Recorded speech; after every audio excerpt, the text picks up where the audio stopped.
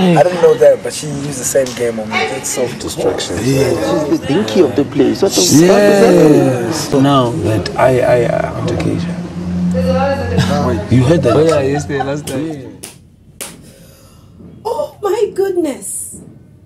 The men's conference, they just literally used the chopping board and chopped off Acacia and Tato. You guys, come closer. The gist is so much.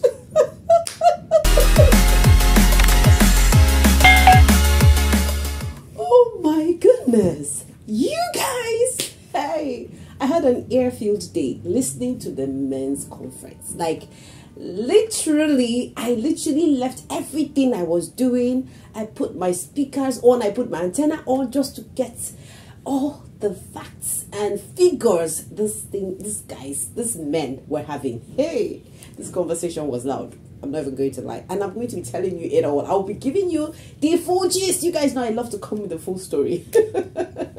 Guys, if you're new to the channel, in this space, we talk about reality shows like the Big Brother and Zanzi show. We talk about real-time stories, trending topics, social issues. Guys, if these are the kind of things that you love to have conversations on, because this is a conversation channel, guys, please take this minute to subscribe. Hit on the red subscribe button right now.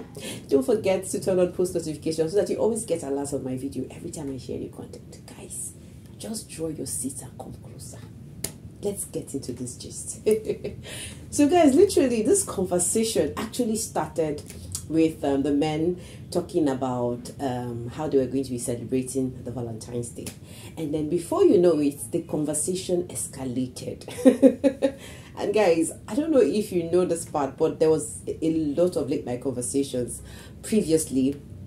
And it was a conversation where Vino and Norman were actually were kind of asking Acacia and Tattoo some very specific questions about the kind of guys that they like to date.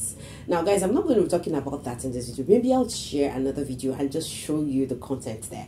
Let's just talk about what these guys actually talked about in their men's conference. So literally, they were having this conversation, and then Tattoo was the first person they dissected. You know, they were like, oh, there's this conversation going on that Tato is over me, like she feels like she was you know. So Vino was like, Tato is over that the reason why Tato is feeling the way she's feeling, because she says she doesn't have a crush on Tools anymore, is because she feels like he's unclear, he's not being straightforward about what he wants. And then Vino was actually saying that if you actually want the ladies, that she wants you to fight for her. And then Tools was like, we need to be fought for. I also need somebody to fight for me. And then the conversation, you know, escalated. And I was like, in my head, so these guys literally have conversations with the ladies, and when they are done with having this conversation with the ladies, they bring it to the table of the men's conference, and then they dissect the whole conversation. Because literally that conversation happened, I was like, in my head I was like, how did Vino even know the Tools parts? Because I can remember that conversation happened solely between Libo and Tato. Like, Libo was actually asking Tato how she feels, and she said she really likes that Tools, that she really likes those, but you know, right now she's all over him. I mean, like, that she had just let the thing die. And no, Yodi was like, why would you let that happen? And then basically these two people were the people that were having this conversation. So my concern is, how did the men know this part of the story? Like, so it literally means that whenever these ladies are having conversations, these guys are always eavesdropping. Hey, seriously, I never knew the men were bigger gossips than the women. Anyways, moving forward, then the conversation stretched, and then it was like, okay, let's take away Tato's gist, and then Acacia was the matter of the day. And then BU actually had to come up with, you know, Acacia was using a strategy on her. You know, Vino actually talked about the questions that they were asking, and that she was like, you know, she talked about, you know, guys, there was a conversation, Tato and Acacia was placed on the spotlight by Norman and Vino. They were asking them different questions about the type of guys that they like, and they actually shared about that. So this was like the conversation Vino was having with the guys. And then, you know, before we knew it, the next thing we heard was you know, Tools actually saying that there's a rumor in the house that Acacia that there's this rumor in the house that he's into Acacia, and he's like, really? So all the guys were so surprised, and they asked, how did you know? And then he said, Tato told me. And I'm like, really, Tato? So what is wrong with the ladies in the house? It looks like the ladies are busy running their mouths while the guys are busy having a group conference on the ladies.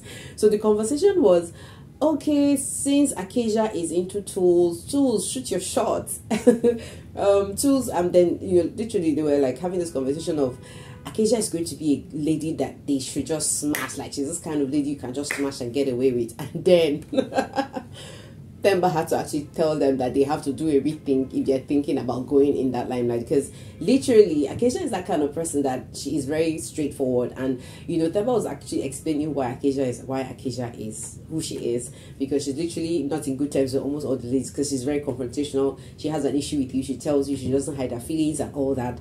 And then Themba was like, and with some of the other guys, they were like, Acacia is a no-go area, because Acacia actually said something about, she gave the guys a hint on the kind of person she is, because she said, guys, let me just play this video so that you hear what Acacia said. So it's not the guys who just talked about us, it was Acacia who actually gave them this information. Listen up, guys. But if you want to smash, I don't give a shit about your mom and your dad and your cats and your dogs. So literally that intel was strictly gotten by Acacia. It was from Acacia's mouth they had that part of the story. So basically it was more like Acacia is a smash and go kind of person. But then they were like, people like them actually had to tell them that if you smash, you are going to be stuck, because she's going to feel like she owns you. B was like, it's funny how ladies just feel like once they smash you, you literally want to take over, want to take charge of their life, because B actually was one of the people that started this conversation that Acacia wants to trap him, and because the problem Acacia has with him is because he's into V. And then they now started talking about how disorganized the ladies were, that the ladies don't have a conference like they do, so they feel lonely, and especially Acacia, somebody like Acacia feels very lonely, and basically that's why she's just ripping off and just sharing a lot of negative vibe.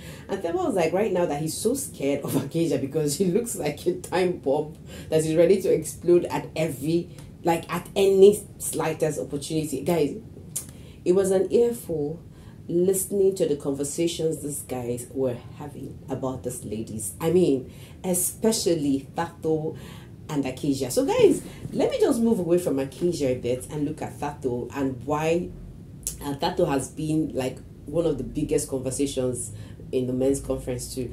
Now, one of the reasons, now there's a narrative in the house that Tato has a lot of crushes. So I think the big problem here is Tato's being very open about spilling who she likes, as in her crushes, listing her crushes in the house. I think basically this is one of the things that has made her look like, okay, she's an easy bait for the guys. Because when we look at this, Tato says she had a crush on Tools, says she had a crush on Libo. Basically that's why Info has her eyes all on Tato.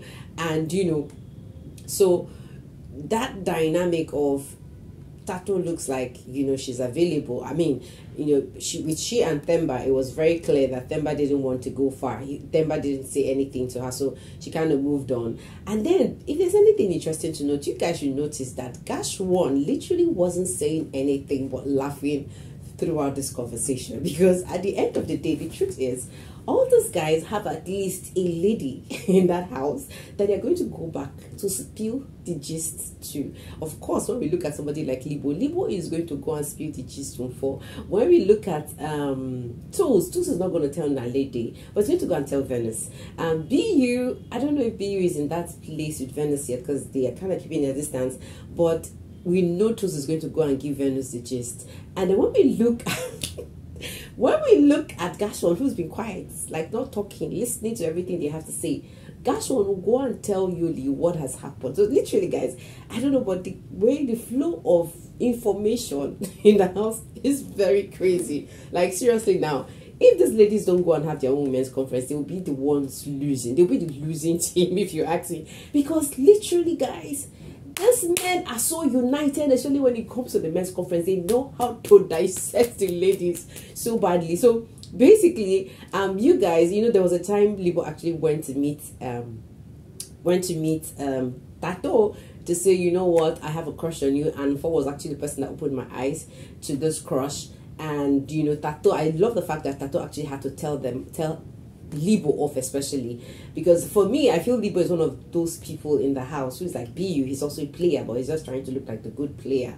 I don't know about BU and Libo. I have my eyes on them, like they're the baddest guys in that house. I'm not gonna lie.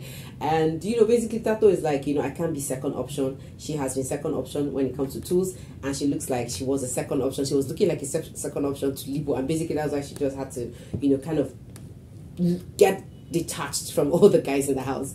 Guys, what do you have to say about this men's conference? I had an earfeel.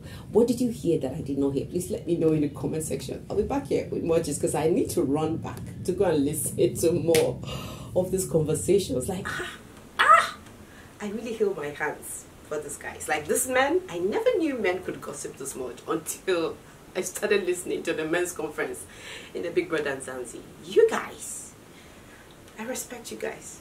See you guys in the next video.